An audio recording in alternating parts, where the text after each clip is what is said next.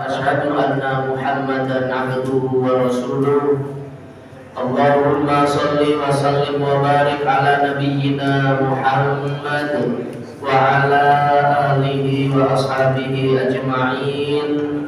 قال الله تعالى في القرآن الكريم أعوذ بالله من الشيطان الرجيم بسم الله الرحمن الرحيم يا أيها الذين آمنوا اتقوا الله حق تقاته ولا تموتن إلا وأنتم مسلمون. وقال رسول الله صلى الله عليه وسلم اتق الله حيثما كنت وأتبع السيئة الحسنة تمحوها وخالق الناس بخلق حسن. Amma ba'du. Hadirin Bapak Ibu jamaah salat subuh yang dirahmati dan dimuliakan oleh Allah Subhanahu wa taala. Alhamdulillah, yang pertama kita bersyukur kepada Allah Subhanahu wa taala dengan kudrat dan iradahnya, karena di pagi hari yang penuh barakah ini Allah Subhanahu wa taala masih memberikan banyak sekali kenikmatan kepada kita.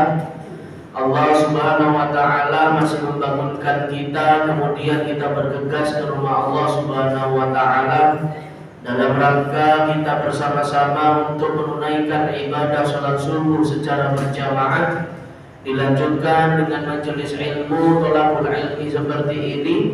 Semoga apa yang kita niatkan, apa yang kita lakukan, apa yang kita langkahkan ini senantiasa mendapat karunia dan ridha dari Allah Subhanahu wa taala.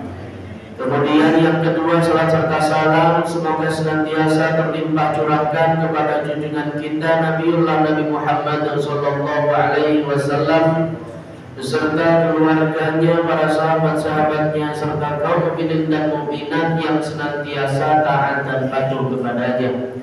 Hadirin Bapak Ibu jamaah sekalian yang dirahmati oleh Allah Subhanahu wa taala. Alhamdulillah, di pagi hari yang barakah ini kita semuanya bisa berkumpul kembali, bisa bersilaturahim kembali, dan insyaallah kajian pada subuh ini adalah kajian tematik ya Bapak Ibu. Soalnya biasanya kan kalau di sini kajian kitab ya.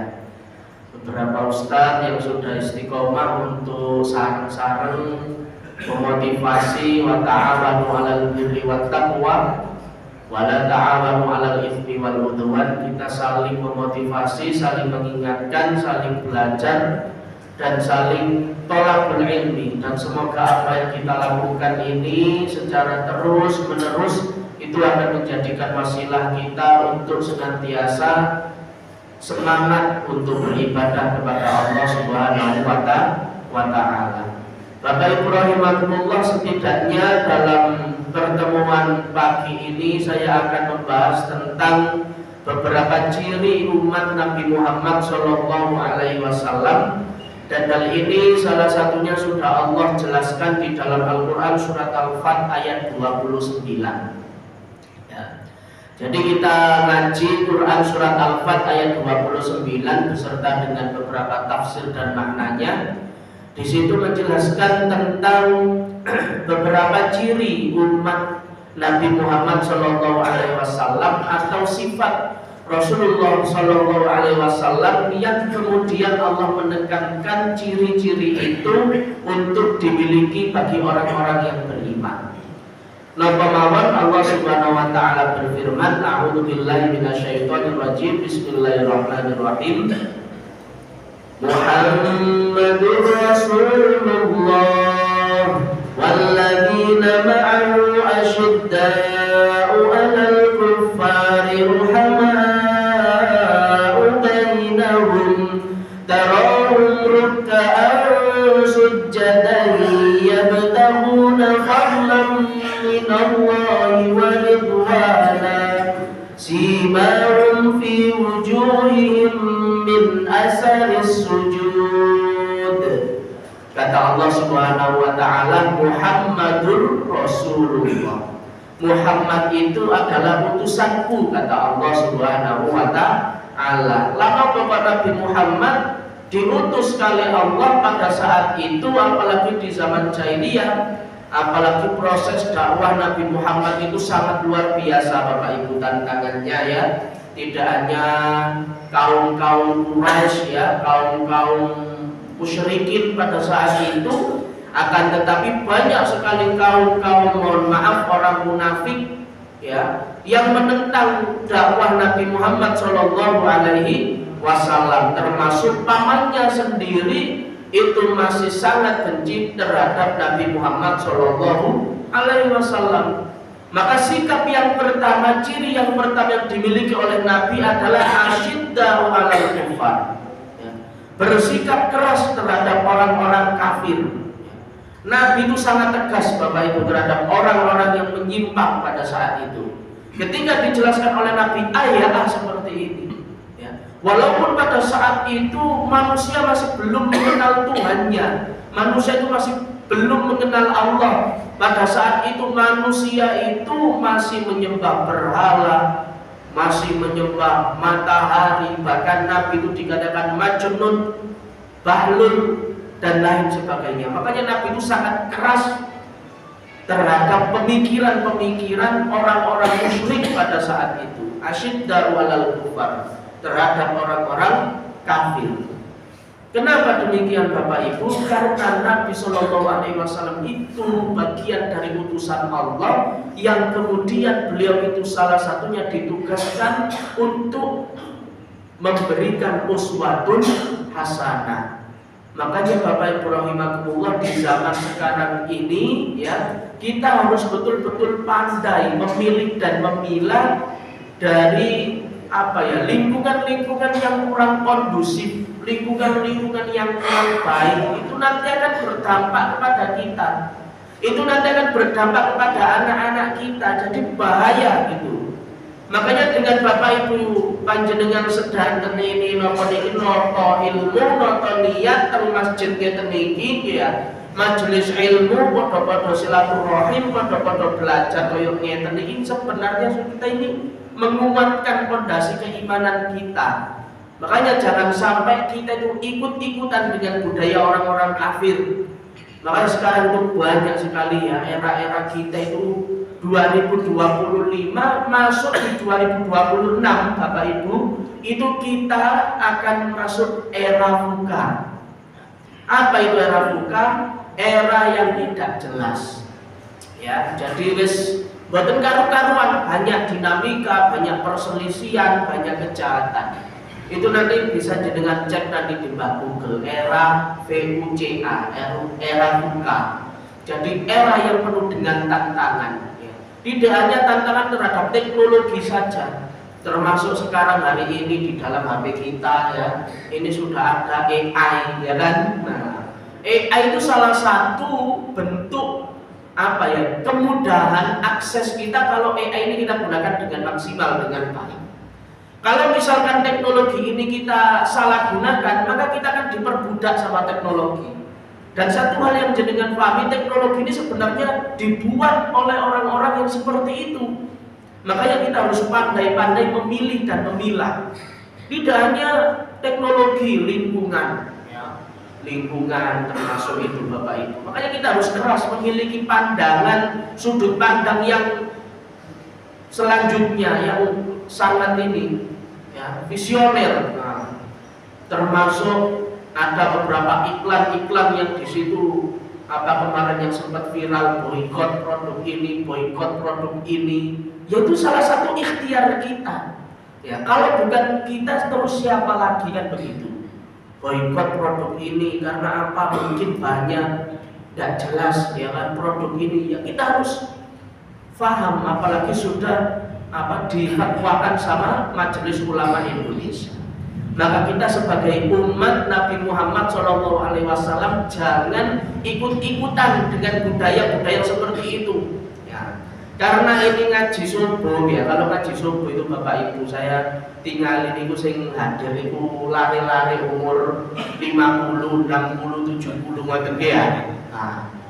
Nah, kula pesen teng jenengan ya. Yoga jenengan itu ya harus kita awasi. Yoga kita itu juga memiliki sikap FOMO ya. FOMO itu suka meniru ya. Dalam bahasa Arabnya itu hubbut taklid, itu FOMO Bapak Ibu. Ketika ada sesuatu yang hari ini trending di media sosial, hari ini trending di lingkungan kita, itu pasti ditirukan sama anak-anak muda itu. Makanya kita itu sebenarnya boleh mengikuti trending itu yang baik itu boleh. Tapi kalau misalkan hari ini saja saya perhatikan medsos itu beraneka ragam jenis viralnya itu yang luar biasa. Tapi mohon maaf, viralnya ini dalam bentuk hanya hiburan semata begitu. Artinya apa? Kita ini juga harus memviralkan salah satu yang baik. Contoh, kalau di programnya Al-Ikhlas, program dakwahnya kan ada apa? Program Jumat Berkah Rogemusa Warga. Nah ini harus kita viralkan. Ini rencananya untuk memviralkan dengan menggunakan teknologi, dengan menggunakan HP, difoto, diupload di YouTube, diupload di Facebook, di media sosial. Nah ini adalah bentuk syiar kita. Nah kalau bukan dari kita, terus siapa lagi? Masa iya medsos itu diisi dengan orang-orang yang joget-joget mau? Kan boten kan? Nah kita bisa memaksimalkan media yang kita miliki hari ini dengan kebaikan, dengan spirit dakwah, saling memotivasi, ya, saling bersinergi dan lain sebagainya. Makanya tentu kita ini membutuhkan anak muda yang produktif. Dalam artian apa? Membantu, ya, membantu kemaslahatan umat ini, Bapak Ibu rahimakumullah. Di satu anak kita ini biar kondusif. Kalau di masjid itu insya Allah nanti kondusif, insya Allah larinya nyaman. Lalu misalkan ngapunten dia jauh dari masjid, dia jauh dari peradaban, ya kan? Nanti mereka juga akan ikut-ikutan dengan yang FOMO tadi, dengan pergaulan-pergaulan yang kurang baik tadi. Makanya asyidda walal kufar ini adalah bahasa yang sangat global yang kemudian Nabi Shallallahu Alaihi Wasallam ini, ya, menyematkan pada diri beliau. Ya, dakwah beliau luar biasa, ditentang orang kafir masih kuat, masih istiqomah. Para sahabatnya pada saat itu yang belum memeluk agama Islam mau membunuh Nabi, akan tetapi Allah berikan hidayah, sama-sama masuk Islamnya. Luar biasa. Makanya sikap yang pertama ini adalah harus kita kuatkan dari diri kita sendiri. Kalau kita sudah menguatkan itu, maka insya Allah ada ciri-ciri yang berikutnya. Ciri yang kedua apa? Tarahum ruk'ah. Itu dalam lanjutan ayatnya ya, dalam Quran surat Al-Fat tadi. Apa itu? Ciri yang kedua itu wong atau orang sing senengane rukuk dan bersujud kepada Allah Subhanahu wa Ta'ala, atau dalam bahasa kita, bahasa muda kita itu adalah orang yang istiqomah melakukan ibadah kepada Allah Subhanahu wa Ta'ala. Apa itu ibadah? Salah satunya adalah menunaikan ibadah sholat secara berjamaah. Jadi insya Allah kalau misalkan yang pertama kita sudah memiliki spirit untuk menguatkan pikiran kita, maka yang kedua kita ketika beribadah kepada Allah itu akan istiqomah, akan menjadi mudah, akan menjadi baik, ya. Ini harus, yang kedua ini harus kita lakukan bersama-sama karena poin darinya di situ di nomor 2. Tarahum ruk'an sujada. Orang yang senantiasa istiqomah untuk mendirikan, menunaikan sholat atau rukuk dan bersujud kepada Allah Subhanahu wa Ta'ala. Karena apa Bapak Ibu rahimakumullah ya, kalau kita misalkan melihat pada saat itu ya, sholat itu juga membutuhkan kesungguhan kepada Allah Subhanahu wa Ta'ala, karena itu adalah salah satu komunikasi kita langsung dengan Allah Subhanahu wa Ta'ala. Bapak Ibu rahimakumullah, termasuk ngeten iki dengan sholat subuh berjamaah di masjid, kemudian dilanjutkan dengan majelis ilmu. Ini luar biasa pahalanya ya. Pahala kita sangat luar biasa. Sebagaimana Allah tegaskan di dalam Quran surat Toha ayat 14 ya. A'udzu billahi minasyaitonir rajim. Bismillahirrahmanirrahim.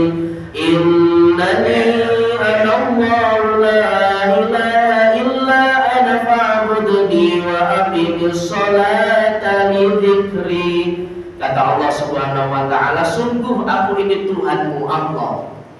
Innani anallahu, sesungguhnya aku ini Tuhanmu Allah. La ilaha illa ana fa'budni, tidak ada Tuhan selain aku, maka sembahlah aku. Ini kalimat tegas dari Allah di dalam Quran surat Toha ayat 11. Wa aqimi sholata lidzikri, dan dirikan sholat, tegakkan sholat untuk mengingatku, kata Allah.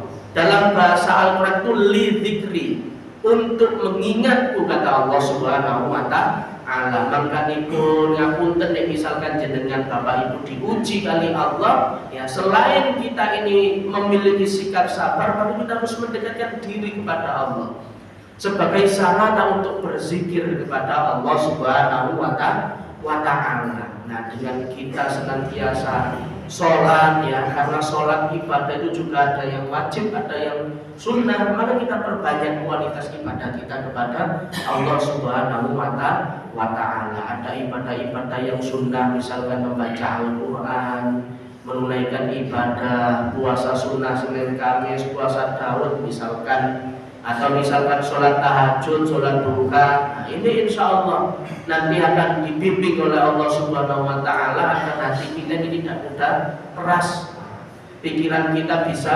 kuat, ya. Nah, ini merupakan spirit yang kedua. Dengan cara kita memperbanyak ingat kepada Allah, maka insya Allah hati kita ini akan menjadi tenang.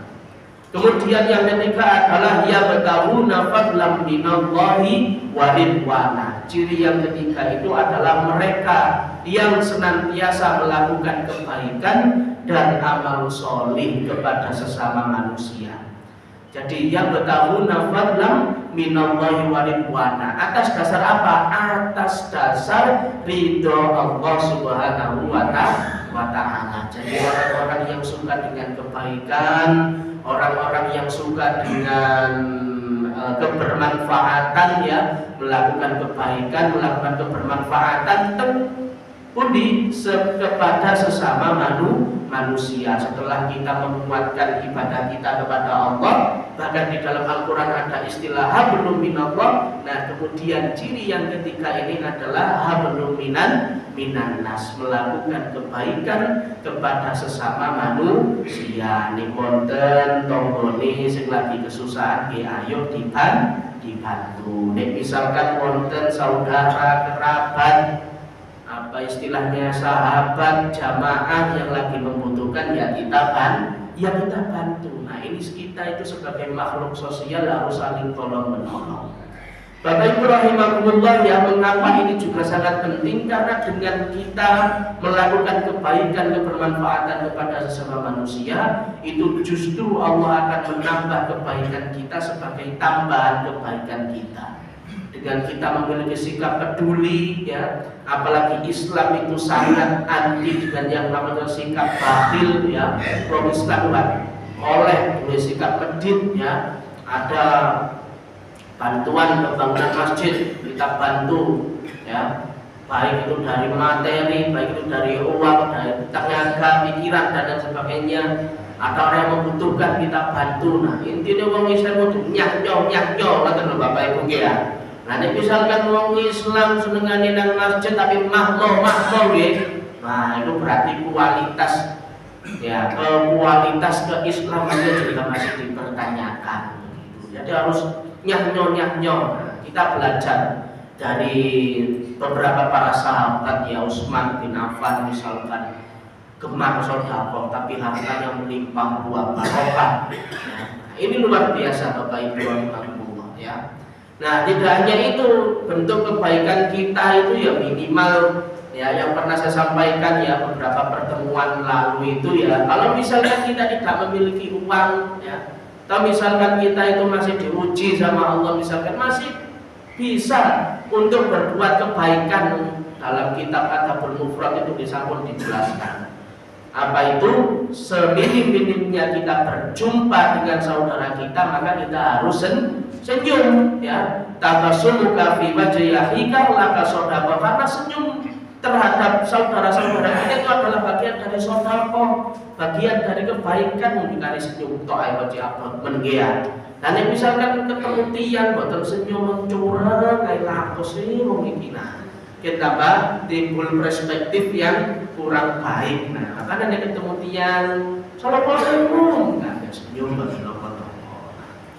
Itu Bapak Ibu, ya. Itu kebaikan kita. Dan sekecil-kecilnya kebaikan kita ya, pada saat kita menyingkirkan batu atau bahaya di tengah-tengah jalan. Ada batu, ada duri, apa niku kucing alit ngoten niku teng tengah-tengah embung. Nah, dengan singkiraken teng pinggir mawon niku nggih pun angsal pahala. Inilah indahnya Islam itu. Kemudian ciri yang keempat adalah simahum fi wujuhihim min asaris sujud. Pada wajah kita terdapat bekas sujud. Nah, ini ada beberapa perspektif ya. Pada wajah mereka tampak tanda-tanda bekas sujud. Nah, wong sing senengane sujud nang Gusti Allah, wong sing senengane ibadah nang Gusti Allah itu biasanya ciri-cirinya itu adalah orangnya ramah kan gitu. Orangnya murah senyum, wajahnya berseri-seri. Nah, ini ada beberapa perspektif beberapa ulama. Saya di sini mengambil salah satu pendapat dari para ulama ya, Imam Al-Ghazali ya. Yang dimaksud dengan tanda bekas sujud itu apa? Salah satunya adalah dengan cara kita memperbanyak wudu ya. Jadi nanti ya, ini sebagaimana dari Abu Hurairah radhiyallahu anhu, ia berkata bahwa mendengar Rasulullah sallallahu alaihi wasallam bersabda, "Inna ummati yad'una yaumal qiyamah azzu mujallasina min ari wad'i." Sungguh umatku ini akan datang pada hari kiamat dalam keadaan wajah dan tangannya bercahaya. Sinten niku? Karena orang-orang yang pada saat itu di dunia itu orang yang senantiasa berwudu. Ini hadis Nabi, riwayat Bukhari dan Muslim.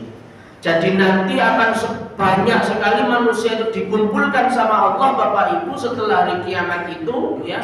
Akan tetapi masih banyak dari kalangan umat Nabi Muhammad SAW yang kemudian wajahnya ini berseri-seri, silau sampai kita melihatnya. Siapakah orang ini? Maka yang pertama dijelaskan dalam hadis ini adalah orang-orang yang senantiasa memperbanyak wudu. Nah, dari sini ada pendapat para ulama. Imam Al-Ghazali mengatakan bahwa ibadah wudu ini meskipun sunnah akan tetapi fadilahnya luar biasa. Dan ibadah wudu ini tidak hanya dikerjakan sebelum sholat saja. Kita bisa wudu sebelum tidur, sebelum naik kendaraan. Nah, dengan berwudu itu pula Bapak Ibu ya, kita ini akan dilindungi oleh Allah Subhanahu wa Ta'ala. Nah, makanya dengan wudu ini ya, insya Allah nanti wajah kita ini akan berseri-seri. Dan wudu pun juga harus sempurna ya, sesuai dengan tuntunan Nabi. Kalau perintahnya sampai situ ya sampai situ. Bila perlu kita lebihkan di atas sedikit nggak masalah, daripada nanti kekurangan sedikit. Itu wudu, membasuh mukanya juga harus benar ya. Nah, kalau misalkan jenengan wudu insya Allah sudah sempurna. Kami itu melihat ya, anak-anak kami itu ya, teman-teman siswa dan siswa itu kalau wudu kecipik ngoten tok, mek kene tok sing dibasuh. Nah, terus kene niku direk. Basuh kaki nggih ngoten kanan kiri ngoten niku. Nah, ini juga harus kita tekankan kepada anak-anak kita yang apa caranya biar mereka itu wudunya benar. Nah, saya itu juga ngajar PAI Bapak Ibu ya, makanya dalam ujian praktek PAI itu sudah saya nggak menugaskan mereka tugas yang berat-berat. Saya cukup praktek wudu saja sama mohon maaf mandi junub. Nah, karena apa? Ternyata masih banyak saya pahami anak-anak kita itu sebenarnya wudu sama mandi junubnya itu masih belum sempurna, masih perlu dibenahi bersama-sama. Mandi junub tidak hanya sekedar mandi, tapi di situ ada beberapa praktek yang harus kita lakukan. Dibasuh 3 kali, ya, basuh 3 kali kiri lagi, kemudian ke kepala, gosok-gosok sampai dan sejenisnya itu. Nah, ini Bapak Ibu yang harus kita tekankan kepada anak-anak kita. Sesekali anak-anak kita ajak praktek bersama gitu. Kenapa monggo. Bapak Ibu rahimahullah, itulah 4 ciri umat Nabi Muhammad SAW. Jadi meskipun Nabi itu sangat keras terhadap orang-orang kafir, tapi kan beliau sangat ramah terhadap orang-orang yang beriman. Berjumpa Nabi memberikan contoh senyum. Ada orang yang membutuhkan kepada kita, Nabi membantu, sekalipun mohon maaf bukan dari termasuk orang-orang yang beriman. Begitupun seterusnya. Artinya apa? 4 ciri ini yang ditekankan di dalam Al-Quran surat Al-Fat ayat 29 ini, ya. Ini kami melihat bahwa ada salah satu pendapat juga, Al-Ghazali mengatakan minimal 4 karakteristik ini, 4 ciri ini harus kita harus kita lakukan bersama-sama, ya. Apalagi poin yang pertama itu, sekarang itu zamannya sudah tidak bersahabat lagi Bapak Ibu. Termasuk ibu-ibu ngapunten misalkan belanja produk itu ya harus kita perhatikan brandingnya, mereknya itu merek dari mana kan gitu. Jangan hanya sekedar membeli, kemudian kita tidak mengetahui bahwa masih banyak sekali dinamika di luar sana, dinamika di dunia yang di luar daripada Indonesia, yang seharusnya kemudian mereka itu meminta bantuan kepada kita. Kalau misalkan kita membeli sembarangan, ya nanti akan terus seperti itu. Maka mindset yang seperti itu, pemikiran seperti itu harus kita ubah. Saya tidak menyebutkan merek-merek tertentu, insya Allah jenengan sudah paham. Nah, termasuk misalkan nanti anak-anak kita harus ditekankan dengan hal ini juga. Jangan sampai kemudian jenengan paham tapi kita masih membiarkan orang-orang terdekat kita. Istilahnya dalam bahasa kita itu adalah boykot. Dengan hal-hal yang seperti itu, ikhtiar yang seperti itu, kemudian insya Allah kita nanti akan disiplin. Oh ternyata ini kurang baik, akhirnya nggak jadi beli. Tak beli sedikit dibiarin ngoten Bapak Ibu. Nah, keempat ini kita terapkan bersama-sama, ya, insya Allah dengan 4 ciri umat Nabi Muhammad SAW ini nanti bisa menggugah spirit kebaikan kita. Dan sebenarnya masih banyak, ya, ciri-ciri umat Nabi saling gemar membaca Al-Quran, istiqomah majelis ilmu. Ini juga termasuk karakteristik Nabi, ya, karakteristik kesukaan Nabi Shallallahu Alaihi Wasallam. Oleh karena itu Bapak Ibu rahimakumullah, itu saja yang dapat saya sampaikan, bisa menjadikan pencerahan bagi kita semuanya bersama-sama, ya, dengan harapan agar kita ini semakin istiqomah kepada Allah Subhanahu wa Ta'ala. Bapak Ibu rahimakumullah, itu saja beberapa referensi poin 4 ciri yang kami sebutkan di dalam Al-Quran tadi. Semoga kita semuanya masih diistiqomahkan oleh Allah Subhanahu wa Ta'ala untuk senantiasa melakukan kebaikan kepada Allah, dengan senantiasa kita juga harus mengajak kepada saudara-saudara kita, wabil khusus kepada anak-anak kita, keluarga kita, agar kita semuanya ini bisa digolongkan menjadi orang-orang yang beruntung, barokah manfaat fid dini wad dunya wal akhirah. Kita tutup dengan berdoa bersama-sama dengan harapan agar majelis ilmu yang penuh barokah ini bisa memberikan kebermanfaatan bagi kita semuanya. Allahumma shalli ala Muhammad wa ala ali Muhammad walhamdulillahi rabbil alamin.